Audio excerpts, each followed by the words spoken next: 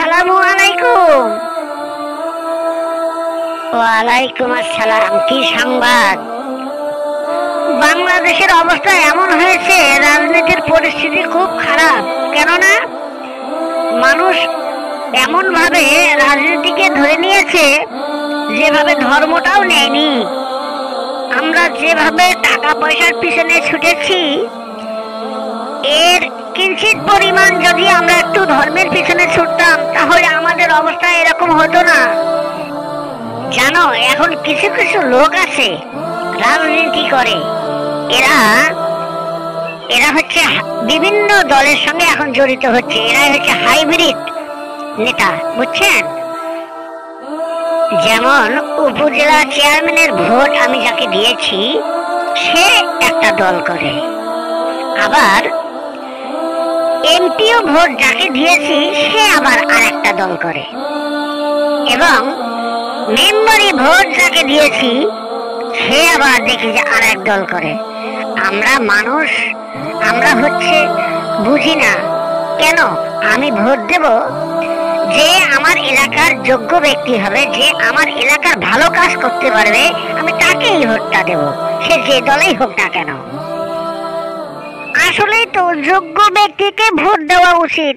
আমরা তো যাকে তাকে ভোট দেই, কেন দেব? আমরা মুসলমান, আমাদের যে যোগ্য ব্যক্তি হবে আমরা তাকেই ভোট দেব। বাবা, বর্তমান সমাজে মানুষ সবাই উল্টো পাশে চলে। ঠিকভাবে যে আসল জ্ঞান খরচ করে যে চলবে, তা কিন্তু চলে না। এরা চলে এইভাবে, যেখানে পয়সা সেখানেই এরা যাইতে চায়। আসলে এটা ঠিক না। আসলে আমাদের নিজেদের কোনো ক্যারেক্টার নাই। কেননা আমরা ভালো মন্দ বোঝার চেষ্টা করি না।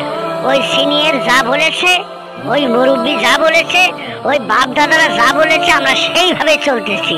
কেন? আমাদের কি সাধারণ জ্ঞান নেই? তাই তো আমরা এই জ্ঞানটাও রাখি না, বোঝারও আমাদের ক্ষমতা নাই। কেননা বুঝবো কি করে? মানুষ যেভাবে আমাদেরকে বুঝাচ্ছে।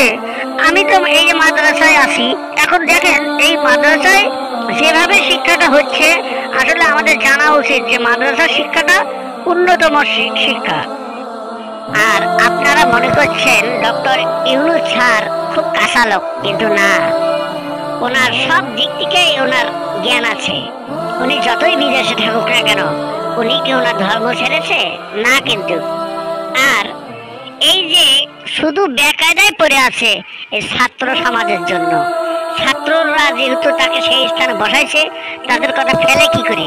ন্যায় হলেও সেটা ধরতে হয়, অন্যায় হলেও সেটা ধরতে হয়। সে পড়ে গেছে খুব বিপদে।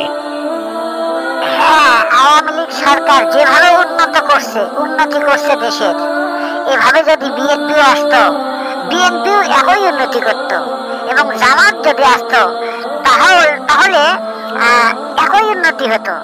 কিন্তু আসলে এনারা চান্স পায়নি, সুযোগ পায়নি। দেখেন আল্লাহ যা করে, মালিক যা করে, যদি দয়া করে যে দলে আসুক, আমরা চাইব যেন দেশের উন্নতি করে। আপনাদেরকে ধন্যবাদ গাইস।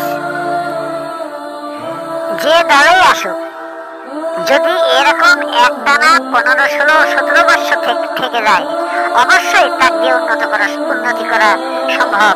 কারণ কোন নেতাই খারাপ নয়, খারাপ হচ্ছে কর্মীরা, যারা মাঠ পর্যায়ে আছে, তারাই হচ্ছে খারাপ। বুঝেছেন? আসলে আপনার কথা খুব ভালো লাগলো, কিন্তু আমাদের এই ভিডিওগুলো তো কেউ দেখে না, কেউ শোনেও না।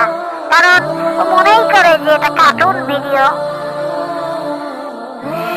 না শুনলেও সমস্যা নাই, কেননা আল্লাহ রাসূল বলছে যে জ্ঞান শিশুদের কাছ থেকেও আমার জ্ঞান অর্জন করার অনেক কিছুই আছে।